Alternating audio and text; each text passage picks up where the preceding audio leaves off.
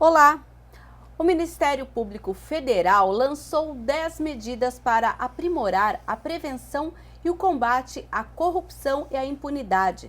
As propostas objetivam transparência, prevenção, eficiência e efetividade.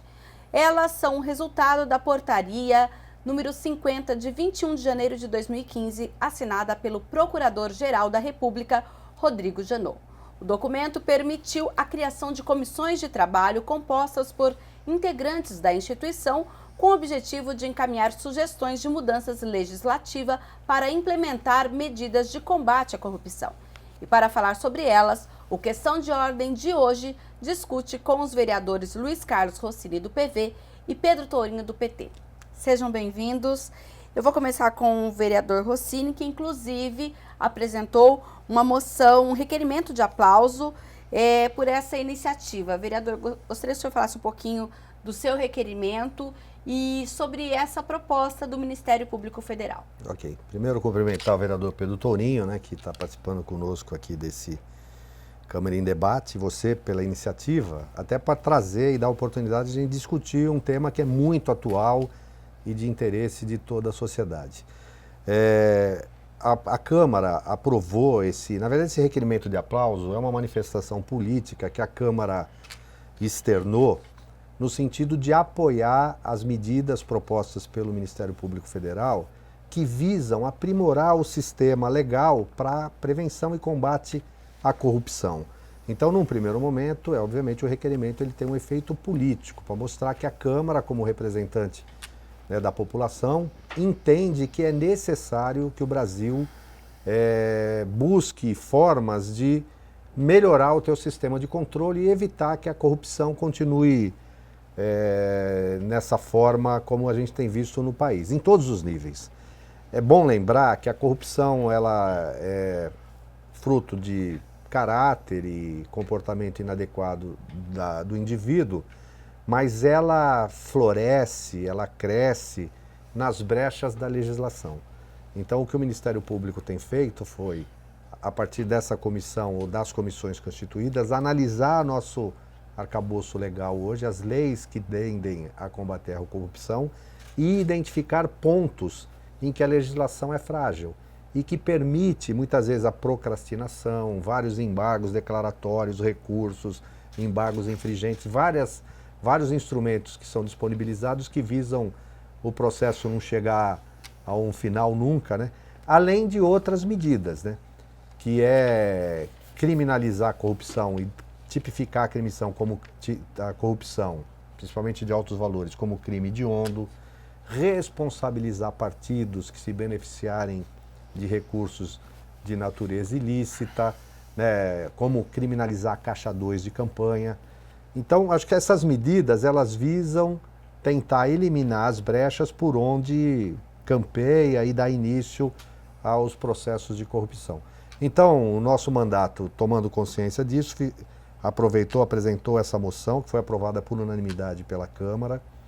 Nós estamos também participando de movimentos para colher abaixo-assinado, que o objetivo do Ministério Público é fazer com que essas propostas de alteração da legislação sejam incorporadas como projetos de lei de iniciativa popular, por isso eles estão no Brasil inteiro colhendo assinaturas, para que esse processo possa chegar no Congresso como uma iniciativa da sociedade. Então, para a gente entender melhor, vereador, nesse momento, essas propostas já foram protocoladas ou não? Eles fizeram, elaboraram e aguardam o abaixo-assinado para protocolar tudo junto? Ainda não foram protocoladas. Na verdade, eles discutiram essas propostas, transformaram em propostas de projeto de lei e eles estão querendo fazer isso através de iniciativa popular. O Ministério Público, por si, ele não tem competência de propor lei. E como é uma medida de proteção da sociedade, eu acho que esse enfoque de envolver a sociedade através de abaixo-assinado e fazer com que isso seja uma manifestação da sociedade, de iniciativa popular, assim como foi a lei da ficha limpa, que envolveu várias entidades, vários órgãos e transformou um projeto que procura definir quem pode e quem não pode disputar a eleição, é esse o entendimento do Ministério Público Federal. Pegar esses projetos de lei, não foram protocolados, os serão quando acho que conseguir reunir cerca de 1,5 milhão de assinaturas em todo o país. Tá ótimo. Então agora a gente vai falar com o vereador Pedro Tourinho do PT e o objetivo é destrinchar essas 10 medidas que o Ministério Público Federal pede aí. Uma delas é a criminalização do enriquecimento ilícito de agentes públicos. Vereador Tourinho, seja bem-vindo. Como o senhor analisa esse primeiro item? Bem, antes de mais nada também quero saudar aqui meu colega vereador Rossini, quero te dar uma boa tarde, Mirna, e a todos os espectadores da TV Câmara. Eu acho que o pacote de propostas que o Ministério Público Federal coloca, ele é muito interessante, antes de mais nada, Mirna, porque ele reflete um amadurecimento dessa instituição e, de modo geral, um amadurecimento das instituições democráticas no Brasil como um todo, né? Quando a gente pensa que há 15 anos atrás nós tínhamos no Ministério Público Federal um sujeito que ele ganhou o apelido de engavetador geral da República, porque ele tinha como principal função engavetar tudo que chegasse e que viesse contrapondo o interesse do governo de então, né? E essa figura, que era o senhor Geraldo Brindeiro, estava sentada lá no Ministério Público Federal, na minha opinião, promovendo, portanto, né, com a sua inação, o aprofundamento da corrupção, e hoje em dia a gente tem justamente o contrário, a gente tem um Ministério Público Federal que está atuando de forma exemplar em casos de corrupção pelo Brasil afora, nas mais diversas áreas, né, com todos os partidos estão sendo envolvidos e apuradas as questões com todos os partidos e, inclusive, permitindo aos promotores que formulem, com base na sua experiência, esse corpo de medidas. Então, a questão da criminalização do enriquecimento ilícito dos agentes públicos, no nosso entender, é vital, porque acontece uma coisa muito real,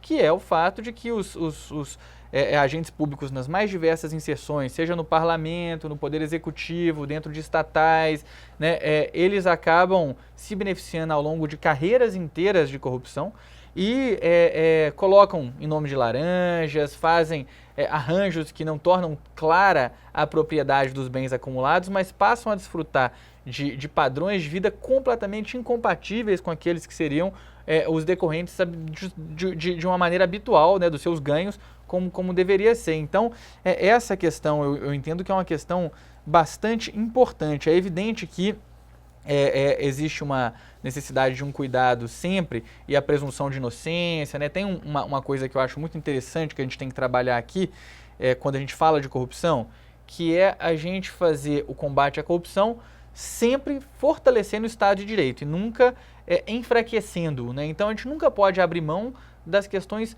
iniciais que garantem o Estado de Direito, que é o direito à ampla defesa, a presunção de inocência até que haja condenação.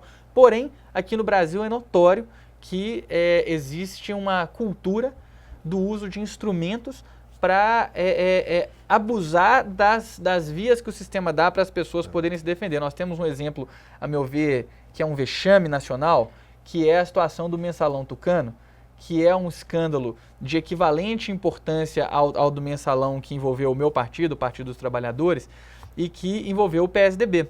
E o então deputado federal, ex-senador Eduardo Azeredo, lá de Minas Gerais, foi apontado como um dos pivôs desse processo, com várias evidências colocadas. Ele ia ser julgado por ter foro privilegiado já no Supremo Tribunal Federal, o Supremo Tribunal Federal que tinha dado uma demonstração de independência e de força ao condenar os acusados do Mensalão a vários anos de cadeia. Esse senhor, de forma, a meu ver, desrespeitosa com a nação brasileira, renuncia ao seu mandato de deputado federal para que o processo fosse remetido à primeira instância. E agora o processo vai caminhar a passos de tartaruga, de modo que vai poder acontecer aquilo que está previsto aqui no item 6 das propostas do MP, que é a prescrição do crime. Uma vergonha nacional. A gente vê um sujeito que já foi governador do estado de Minas Gerais, senador, deputado federal. Agora a gente sabe que esse cara aqui é um corrupto, vai andar livre pelas ruas, vai continuar fazendo política.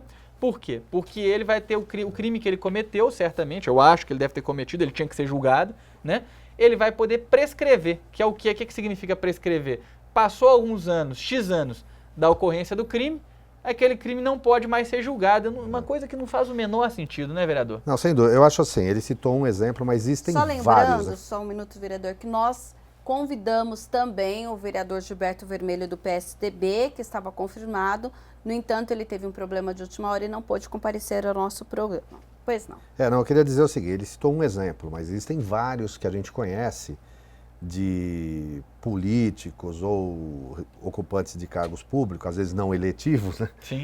Mas que também mostram mudança de patrimônio, de renda e tal, que é visível, né? Então, a justiça, ela prevê isso, esses sinais exteriores de riqueza, que o vereador Pedro Torinho disse, é o seguinte, às vezes a pessoa tem um padrão de vida, bens, imóveis, que são incompatíveis com o seu salário. Tem um né? salário de 10 mil reais e posta foto andando Então, de lancha, de não sei o quê. E aí, hoje, o que o Ministério Público pretende é fazer com que mudar a legislação, os processo civil, processo criminal, para permitir que esses casos sejam mais claramente tipificados e essas pessoas possam, eventualmente, se comprovado, ser punidas. Né? O que a gente não pode, porque aí é zombar da sociedade, né? É o camarada... Nós vemos recentemente lá os fiscais na Prefeitura de São Paulo, entendeu? Outro caso que chamou atenção e tal, fiscal com helicóptero, apartamento não sei aonde e tal. A gente não pode continuar convivendo com isso. A legislação hoje dá brechas como esses casos que saem de uma instância, vem para outra, é tudo para procrastinar. É medida clara de tentar empurrar com a barriga e fazer o processo prescrever. E isso a população se sente indignada e reforça aquele sentimento de impunidade, né? No Brasil ninguém vai preso por corrupção. Vale colocar, né, vereador, que a prescrição é um item que praticamente só existe no Brasil. Né? Olha qual é a lógica da prescrição. Eu cometo um crime hoje, daqui a 25 anos se descobre que eu cometi esse crime não pode mais ser julgado. Eu não deixei de cometer o crime, a coisa pública não deixou de ser lesada, não deixaram de haver vítimas por conta do crime que foi cometido, e, no entanto, o indivíduo que cometeu o crime, por algum motivo arbitrário, a meu ver, e claramente um desenho que foi feito para favorecer os corruptos, ele não pode ser julgado. Né? Então, esses itens, eles são muito interessantes porque eles desvelam para nós a trama que foi construída ao longo dos anos no Estado brasileiro, que é uma trama, um arcabouço jurídico, institucional, que em vários momentos favorece a corrupção. Agora a gente teve algumas medidas que falavam muito, essas medidas, vamos eliminar o Caixa 2, no entanto, esse assunto está sempre em pauta. E uma das ideias aqui dessa proposta do Ministério Público Federal é a responsabilização dos partidos e a criminalização do Caixa 2. Como vocês analisam essa ideia? Eu acho que se é crime tem que responsabilizar. Que hoje só é um crime eleitoral, é isso? Na verdade, a penalidade é impedir que o cara possa se candidatar, perda de mandato e para aí. Né? Que foi o argumento usado no mensalão, e aí que me perdoe, na época do Lula. Ou seja, Sim. Todo aquele movimento disse que era para utilização como verba de campanha, Caixa 2, e tirou o foco da responsabilização penal, vamos dizer assim. Agora, o que eu acho importante é o seguinte, os partidos eles têm que ter uma responsabilidade com a sociedade, porque se você não consegue ser candidato a nada se você não tiver filiado a um partido. Né? Então, uma das obrigações do partido, no meu ver, com a militância do seu partido, é selecionar aqueles indivíduos que têm condição de representar o partido como candidato. Né? Se você já seleciona alguém que tem um passado suspeito, isso compromete a imagem do partido. E se o partido se beneficia e dá resguardo para que esse candidato e o próprio partido se utilize de verba que é fruto de desvio, de corrupção, na minha opinião, o partido tem que ser punido também. Né? E sob essa ameaça, o que eu espero é que o efeito seja que os partidos também comecem a adotar uma postura mais criteriosa, seja na discussão e indicação de candidaturas, seja na fiscalização da campanha dos seus candidatos. Aí eu acho que talvez a gente consiga, na origem, evitar muitos dos desdobramentos que a gente vê hoje na sociedade. Eu acho, Mirna, que tem uma questão de fundo aqui, na questão do Caixa 2, que é a questão do custo das campanhas eleitorais.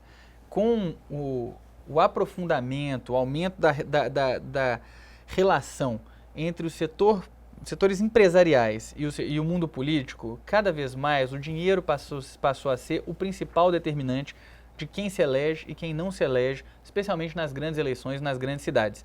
Né? Cada vez mais uma campanha para vereador numa grande cidade, numa capital, uma campanha para deputado, passou a ter um custo exorbitante. A lógica que passou a regulamentar as relações nas eleições não é mais a lógica do compromisso proposta, ideológico, da proposta, do projeto para aquele universo que vai ser regido por aquela instância ali, seja municipal, estadual, federal, passou a ser quem paga, leva. Isso já se dá no Brasil de uma forma crescente há vários anos, isso foi se aprofundando cada vez mais. Mesmo com aquela medida, olha, não podemos mais fazer shows, dar brindes, mesmo com aquela medida. É que, assim, a gente começou a ver um processo tão nocivo que começaram a acontecer as podas desse processo. Mas isso não conseguiu impedir que o dinheiro continuasse sendo o principal fator de desequilíbrio nas eleições.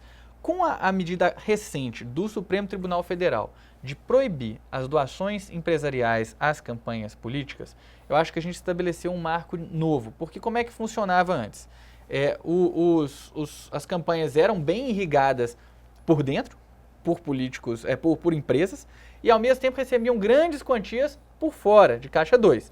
Aí ficava difícil você saber se aquele tanto de coisa que estava lá, papelada, gente, carro de som, se aquilo estava sendo pago com caixa 2 ou com a doação formal da empresa. Na prática, dava na mesma, era tudo parte do mesmo jogo. Com essa nova legislação, nessa nova definição do Supremo, as campanhas vão necessariamente ser mais discretas. Pode ter certeza, se na próxima campanha eleitoral você encontrar um candidato que está fazendo uma campanha enorme, cheia de cabo eleitoral, com papel, que você vê o cara em tudo quanto é lugar, não sei o quê, pode ter certeza, gente, não tem como escapar. Mas a mini-reforma manteve essa decisão? Não, isso é uma decisão que ela passa pelo âmbito constitucional. Então, a mini-reforma ela é infraconstitucional, ela não tem gerência sobre isso. Correto. Entendeu? De então, qualquer forma, a presidente vetou, né? O quê? A proposta de financiamento privado. Primeiro, ela manteve a decisão do Supremo. A presidente Dilma referendou ela foi na linha. a decisão do Supremo Tribunal Federal de acabar com o financiamento empresarial de campanha. E mesmo que o Congresso eventualmente derrube o veto da presidente, como essa legislação é infraconstitucional, a única maneira de retomar o financiamento empresarial nas campanhas seria com uma emenda constitucional que mudasse o texto da Constituição. Eles têm que ter 2/3 do Congresso, difícil.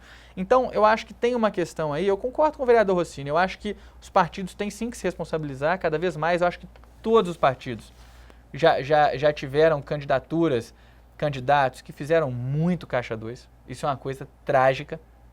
Algumas foram denunciadas e apuradas, outras não, mas isso é um problema endêmico na política do Brasil.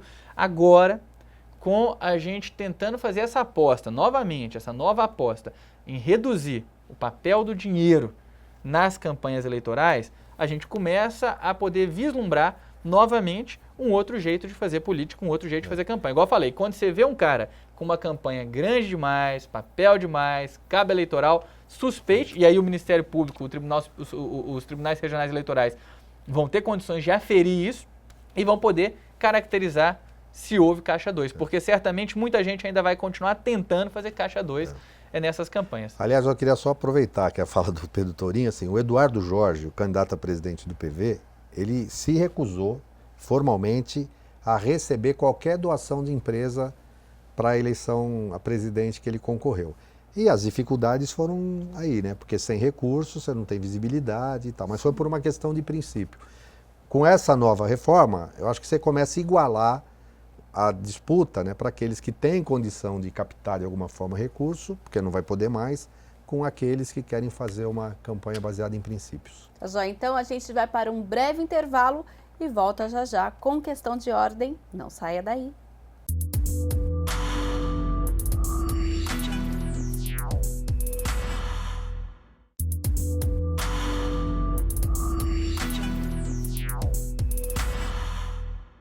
Estamos de volta com Questão de Ordem, que hoje discute medidas de combate à corrupção com os vereadores Luiz Rossini do PV e Pedro Tourinho do PT. Lembrando que convidamos também o vereador Gilberto Vermelho do PSDB, que não pôde comparecer ao programa.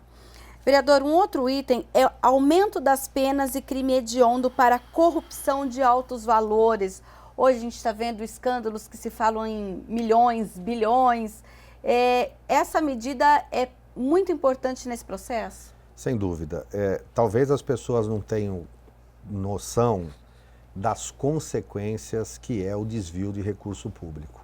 Quando alguém desvia milhões, bilhões do orçamento público, ele está deixando de que esse recurso possa ser utilizado para a construção de hospital, para a compra de medicamento, para atender as necessidades das pessoas. E por falta de recursos, nós temos milhares, talvez milhões de brasileiros morrendo. Então, de certa forma, esses desvios, eles ajudam a assassinar muita gente. Então, nessa medida é o seguinte: quem desvia altos valores tem que ser caracterizado como crime hediondo, sim, porque isso tem um alto preço para a sociedade, para a população e causa muitos problemas para as pessoas. E aí, Mirna, eu pelo menos sou partidário da seguinte tese, né? O que facilita muitas vezes a pessoa se envolver em atos de corrupção é a sensação ou a perspectiva de impunidade. Ou, eu pego 8 anos, sou primário, fico 2 anos lá, saio e tenho a vida inteira para usufruir do recurso que eu desviei. Agora, sabendo que a pena vai ser muito maior, eu acho que isso passa a ser um fator inibidor, na minha opinião. O cara não vai querer se envolver em atitudes ilícitas. Vereador Torinho. Eu concordo integralmente com o vereador Rossini. Eu acho que a corrupção ela é um dos crimes mais covardes, porque ela se dá abusando da confiança que as pessoas depositaram num determinado indivíduo, de que ele estaria num espaço de poder para que ele fizesse o bem. E quem faz a corrupção faz o mal. Por causa disso que o vereador Rossini falou. É um buraco na estrada, o indivíduo desvia do buraco na estrada, bate no caminhão e morre. É um hospital a menos, que por conta disso a fila é mais longa, as pessoas não se tratam e morrem, adoecem, sofrem. São tantas as consequências da corrupção que não dá nem pra gente dizer. O Brasil tem uma história tão trágica nesse sentido, né? O vereador Rossini falou, acho que as pessoas não sabem o impacto. Eu acho que todo mundo sabe. Eu, numa determinada época, eu morei numa cidade no norte de Minas Gerais, trabalhando numa aldeia indígena. E nessa cidade passava uma BR. E essa BR era de terra. E a gente decidiu olhar porque essa BR, por que ela era de terra? Uma BR, né? Como assim? A BR constava como asfaltada nos registros do governo federal. Constava como asfaltada e ela era de terra. Quer dizer, o asfalto da estrada inteira foi roubado, gente. Sumiu o dinheiro inteiro. Isso é real. Qualquer cidadão brasileiro sente isso na carne. Agora, tem um ponto que o Ministério Público coloca que eu acho que ele está sendo um pouco flexível, que é que a pena tem que ser escalonada segundo o valor do crime e especialmente valores acima de 8 milhões. Eu confesso que eu acho que o MP está sendo muito generoso.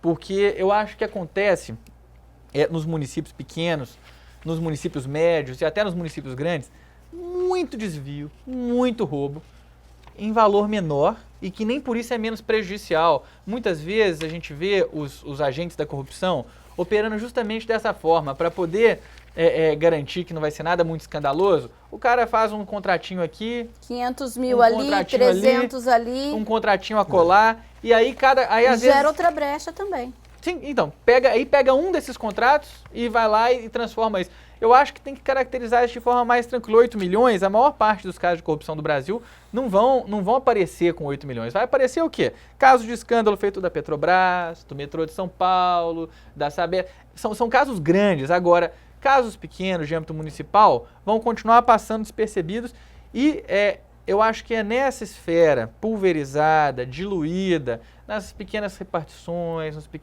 nas pequenas licitações que a gente acaba descobrindo escândalos importantes. Eu mesmo fiz uma denúncia aqui no meu mandato, já como vereador, numa questão do superfaturamento do frango que a prefeitura estava licitando, né? Eu denunciei que a gente estava comprando frango para merenda de Campinas, nessa administração atual, por mais do dobro do valor que você encontrava o valor do frango no mercado comum da cidade, isso para fazer uma compra grande. Quer dizer, você ainda esperaria ter um ganho de escala que faria com que o preço do produto individual ficaria ainda mais baixo. Se não me engano, eles estavam comprando por R$15 o quilo, um frango que no mercado você comprava por 7. Sim. Quando eu denunciei, a prefeitura suspendeu a licitação, cancelou a licitação depois da nossa denúncia. Ali seriam quantos reais que talvez fossem cair em mãos erradas ou que estivessem favorecendo alguém? Infelizmente esse crime não se consumou, a gente nunca vai saber o que estava posto, mas quantos reais? Seriam, sei lá, 200 mil reais. Não entra nessa opinião, faixa. Então seria qualquer valor? Eu acho que a gente tem que ser rigoroso com isso. Eu acho que a gente tem que, assim, tem que ser rigoroso, eu não conseguiria dizer qual é o real valor, mas, assim, esse processo, hoje, a Lei 8666, que foi criada para tentar coibir essas ações, né, de negociações indevidas nas contratações, nas aquisições públicas, né, acaba também criando uma situação que é o seguinte, porque às vezes você faz um pregão público, presencial, se eu quero comprar, o cara vai lá e dá um preço.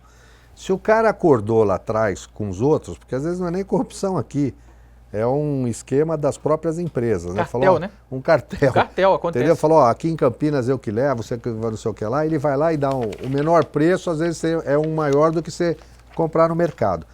Então, é óbvio que em situações dessa, como bem disse o Pedro Torinho, acho que foi esse caso, a prefeitura foi lá e cancelou, porque era uma coisa abusiva. Mas graças também à atuação, ao alerta de alguém que estava fiscalizando e percebeu isso. Mas eu concordo que a gente tem que ter alguma graduação, porque assim, às vezes o ato de corrupção é pequeno, vai botar o cara 20 anos na cadeia porque roubou uma galinha, né? Ele tem que ser punido por isso, mas em outras graduações. Talvez, não sei se esse limite que está colocado é o ideal ou não. Mas, Acho primeiro, que essa é uma boa discussão, né, assim, o sentido corrupção, pelos danos que causa, tem que ser caracterizada como crime hediondo. Sim. Agora, se vai fazer um corte, a gente tem que pensar como Agora, quando a gente fala em reforma do sistema de prescrição penal, é aquilo que o senhor falou lá atrás, né? Dos prazos que hoje, como o senhor também disse, olha, faz 25 anos que eu cometi esse crime. Não, mas você cometeu. Esse tipo de mudança que, no caso, tem que ser no Código Penal também. Sim. Primeiro, a ideia do projeto, pelo que eu li, assim, é você abreviar alguns prazos para que você possa conceder recursos e tal, né? Porque às vezes o cara tem 2 anos para uma coisa, na hora que vê tem 30 anos só de recurso. Que até chegar no Supremo. E vale dizer que, via de regra, quem pode usar desses recursos protelatórios de forma ampla é quem tem muito dinheiro. Porque Geralmente paga bons advogados. paga grandes empresas de advogados, suborna juízes e retroalimenta essa cadeia de corrupção. É um círculo vicioso que hoje em dia está funcionando a todo vapor nas mais diversas cortes, instâncias, espaços da vida pública brasileira e que se alimenta dessa questão, da possibilidade da prescrição. Porque aí, feito o vereador Rossini falou, o sujeito é réu primário, porque ele nunca foi condenado, ele tem 10 processos correndo, mas ele está lá primário. E aí ele usa desses recursos protelatórios, ele passa 20 anos vivendo em liberdade, podendo fazer a sua atividade pública, muitas vezes, inclusive, exercer seus atos de corrupção, sem que seja punido de fato. E nesse contexto entra um outro item que é o aumento da eficiência e da justiça dos recursos no processo penal também. Também. Que são esses prazos. Sim. Quando a pessoa entra com recurso por exemplo, uma das ações, eu estou lendo aqui numa explicação, a proposta do MP é acrescentar no artigo 579 do Código de Processo Penal a possibilidade do tribunal reconhecer o abuso do direito de recorrer. Quando fica evidente que o advogado do réu, ele está usando de medidas protelatórias, recorrendo só para ganhar tempo. Nesse caso, com a alteração, se o tribunal reconhecer isso, ele pode tomar decisão negando o recurso, né? E outra coisa, também revogando as possibilidades ou minimizando as possibilidades de o cara recorrer para a instância superior. O cara condenado na primeira instância, né, tem tudo lá, unanimidade e recorre na segunda. Então eles estão tentando diminuir esses processos que claramente são de natureza protelatória e que acaba arrastando por 15, 20 anos no processo. Agora, um ponto muito importante que inclusive foi discutido amplamente pela sociedade é a prisão preventiva para assegurar a devolução do dinheiro desviado. Todo mundo fala, e como vai devolver esse dinheiro? Como vai devolver esse dinheiro? Vocês acreditam que essa prisão preventiva vai garantir que esse dinheiro seja devolvido? Eu acho que a ideia da prisão preventiva é evitar que o camarada que sabe que está sendo julgado, processado por alguma coisa, que ele tenha tempo de desviar, esquentar, manipular. Então, é uma medida preventiva no sentido de falar, ó, você não consegue mexer naquilo que já está feito, né? E talvez aí você consiga com maior facilidade materializar e identificar aquele valor que foi desviado. Então, nesse sentido, eu acho que pode facilitar, identificando o recurso, onde está, que forma que está, que o governo possa reaver. Porque se o camarada tem um dinheiro no colchão, e nós tivemos recentemente aí um caso, né, de cara cidade vizinha, nossa cidade aqui, né? vizinha, né? Então, se ele sabe que ele está sendo investigado, ele vai rapidamente querer se desfazer disso, né? Eliminar as evidências ou até esconder de uma forma. Então, se ele tiver preso, né, já que tem indícios, ninguém vai fazer uma prisão arbitrária, sem fundamentação. Vale dizer, vereador Rossini, que eu acho que esse é o X da questão. A gente teve uma situação agora, nessa história do escândalo da Petrobras, que aponta para nós os limites desse tipo de ação. Teve uma mulher, que acho que ela era cunhada de um dos acusados, e que ela parecia muito com a esposa desse acusado, e tinha um vídeo da esposa desse acusado num banco. E a polícia prendeu essa cunhada, coitada, que não tinha nada a ver com a história, botou ela na cadeia, ela ficou meses na cadeia, parece, acho que foram alguns 2 ou 3 meses, até que se constatasse que ela, na verdade, não tinha nada a ver com a história. Isso é uma coisa que é de uma gravidade irreparável na vida dessa pessoa, né? Do ponto de vista da humilhação pública que ela sofreu, os prejuízos profissionais, pessoais, prejuízos para a vida dela. Então, eu acho que essa questão da prisão preventiva, ela é fundamental, porque, de fato, novamente, a gente tem uma situação frequente de abuso disso, mas mais importante do que isso para mim é um outro item aqui que fala da revisão dos habeas corpus, que é o seguinte: eu acho que a polícia tem que ser capaz de prender quando tem muitas evidências muito sólidas e um mandato mesmo de prisão para que a pessoa seja presa. Eu acho que isso tem que ser esse o rito, para que não exista perseguição política, cassações, prisões abusivas, para que a gente não prejudique nenhum inocente, porque, feito eu falei no começo aqui, a gente está buscando avançar o Estado de Direito e não tirar os direitos. Tirar os direitos Claro. que as pessoas têm, né? É avançar. É uma linha muito tênue e num país com tanta corrupção feito o Brasil é difícil a gente enxergar os limites dessa linha. Mas eu acho que, por exemplo, evitar habeas corpus abusivos, feito a gente vê com frequência acontecendo, impede que um sujeito que tem todas as evidências seja preso, aí depois ele recebe um habeas corpus, na hora que ele tem esse habeas corpus, ele pica a mula. A gente teve o caso daquele médico, o Roger Abdelmaci, que recebeu do ministro Gilmar Mendes do Supremo Tribunal Federal um habeas corpus e fugiu, né, do Brasil nesse meio tempo, foi parar no Líbano, depois foi encontrado no Paraguai, né, e alguns outros casos de habeas corpus escandalosos. Nós tivemos o Daniel Dantas, famoso banqueiro, que foi filmado pela Polícia Federal numa operação, oferecendo suborno a um agente da Polícia Federal, e recebeu desse mesmo juiz do Supremo um habeas corpus. Aí ele saiu, foi preso de novo, em 48 horas ele recebeu um novo habeas corpus do juiz. Pensem que situação escandalosa, ele foi preso por um segundo delito e novamente recebeu habeas corpus. Então, eu acho que a gente tem essa preocupação em permitir que as pessoas tenham direito de defesa, a presunção de inocência, a garantia de que elas não vão ter seus direitos violados, porém, com esse aumento do rigor, que é o que o MP está propondo. Eu acho que é muito boa a medida e a gente tem que garantir uma mediação dessa medida com muito carinho, com muito cuidado, para que o Brasil avance e se torne um país mais justo, né? Porque eu acho que essa aqui é a ideia aqui. Eu acho que a gente tem que confiar no sistema e na estrutura. Eu acho que não pode haver abusos, mas eu acho que tem que ser uma medida que você tem que adotar e aplicar, né? Porque a gente não pode continuar dando essa facilidade, né, para que esses atos continuem no Brasil aí. E quando se fala, então, da recuperação do lucro derivado do crime, o que seria isso? Pois na verdade, assim, às vezes você desvia algum recurso, você obtém um recurso de forma ilícita, esquenta o dinheiro e ele passa a ser um dinheiro produtivo. Sim. Tá certo? E vai gerar, você aplica um dinheiro desviado e abre uma empresa de construção e começa a gerar recurso. Então, a origem daquela empresa foi de produto criminoso. Então, você tem o direito de alcançar o lucro que ele obteve a partir desse Por exemplo, ato. não só suponhamos que seja 500 mil, não só os 500 mil, o que gerou de lucro desses 500 Sem mil dúvida. também. Se você usar o recurso que você desviou para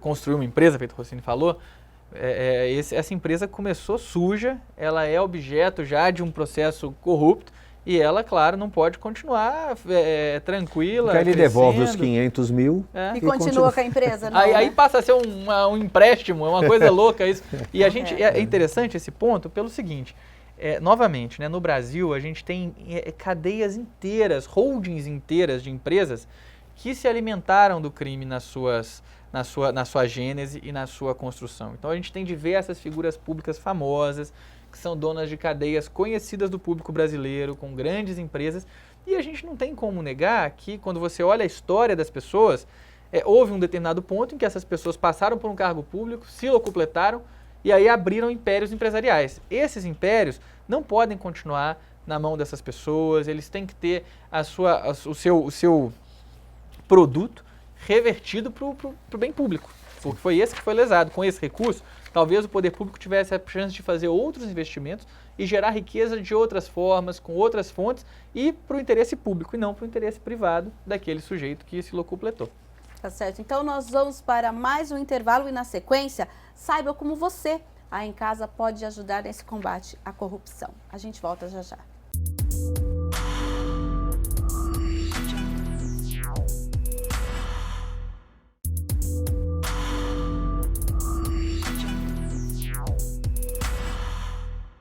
Estamos de volta no último bloco do Questão de Ordem, que hoje discute medidas de combate à corrupção.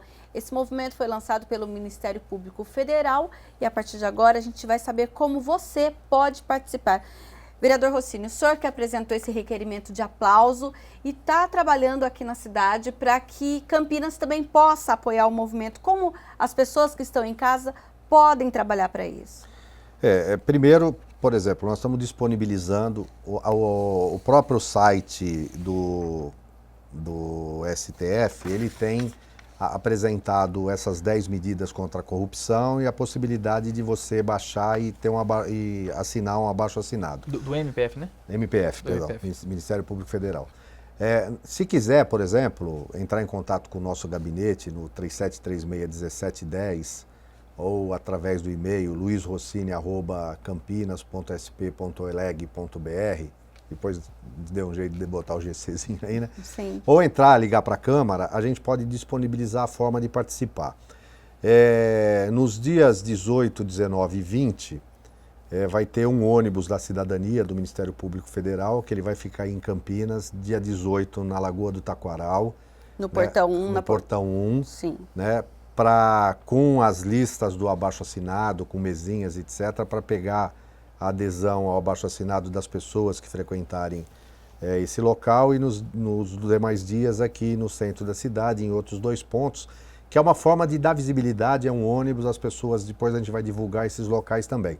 Mas a princípio, assim, se você quiser aderir, você nos comunicar, a gente pode mandar por e-mail o abaixo-assinado, você pode imprimir na sua casa, colher assinatura na tua família, com os vizinhos, pode ajudar a fazer esse movimento crescer e ganhar corpo. Inclusive, nesse momento também, o Ministério Público a Procuradora pede também que voluntários que queiram participar do dia para ajudar a recolher essas assinaturas, podem participar mandando um e-mail para campinascontracorrupcal, não é corrupção, é corrupcal, tudo junto, @gmail.com. Repetindo, campinascontracorrupcal@gmail.com.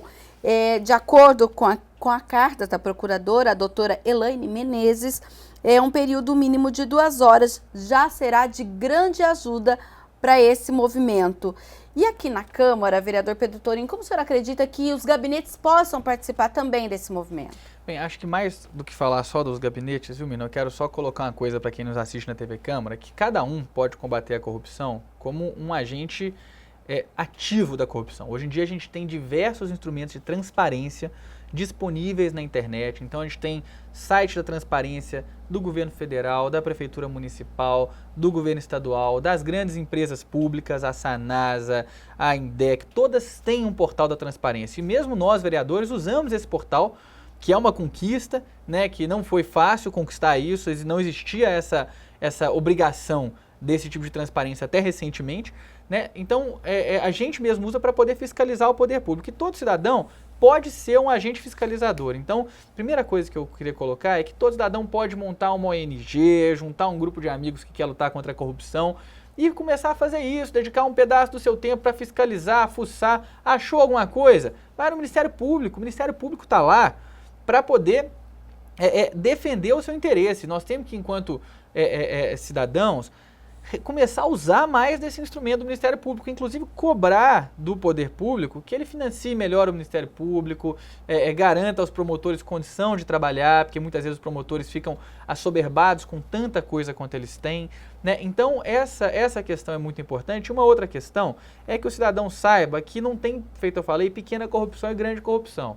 A corrupção, a pequenininha, o cara que arruma um jeito para tirar a multa, o cara que arruma um jeito para não pagar uma taxa X, para sonegar um imposto, é corrupção, pessoal.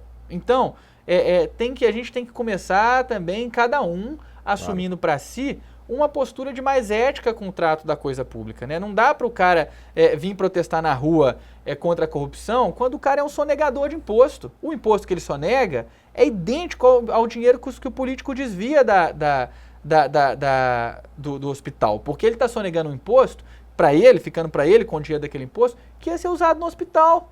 Então, vamos colocar todo mundo a mão na consciência, começar cada um pensando em si primeiro, e combatendo em casa, no dia a dia, os pequenos atos de corrupção. E aí, a Câmara, ela está à disposição. Os gabinetes podem ajudar. Acho que a primeira coisa que eu posso colocar sobre os gabinetes é o seguinte: nós estamos abertos aqui, a gente está aberto para enfrentar junto o que aparecer de denúncia, para investigar junto. Nós temos aqui assessorias, todo vereador tem suas assessorias que podem ser disponibilizadas para aquela que é a principal função dos vereadores, que é fiscalizar, na minha opinião, né? Então eu quero colocar aqui o nosso gabinete à disposição, né? O nosso telefone é 3736-1320, né? Pedro Tourinho, vereador Pedro Tourinho, @ campinas.sp.leg.br é o nosso e-mail, né? Ou então vereadorpedrotourinho@gmail.com, tem um e-mail no Gmail, para que as pessoas possam nos procurar e serem esclarecidas, tirar dúvida e encaminhar denúncias também, quando elas assim avaliarem. E aí, na linha do que o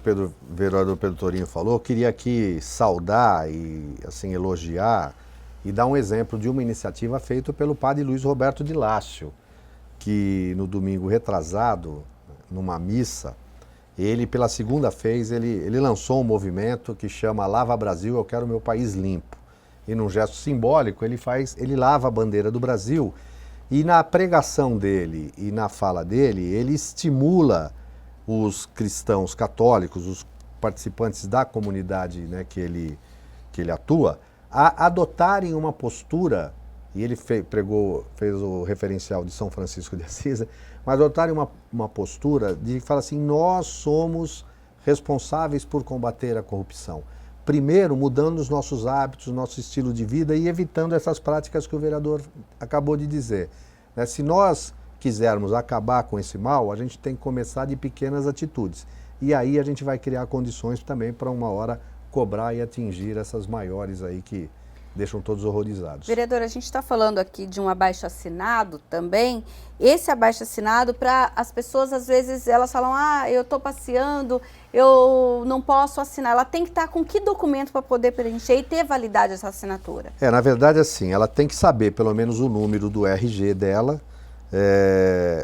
Nome, endereço, RG. O abaixo-assinado eles pedem título de eleitor, mas na própria o cabeçalho diz que se tiver... Bom, não é obrigatório, então, estar com título de eleitor. O importante é ter um documento de identidade, que a maioria das pessoas sabem de cor, tá certo? Que é o RG, o Registro Geral. Certo. Isso basta, e assinatura. Então, domingo, dia 18, na Lagoa do Taquaral, das 7 da manhã às 4 da tarde, e segunda e terça, na Praça Rui Barbosa, no centro de Campinas, do meio-dia às 7 da noite.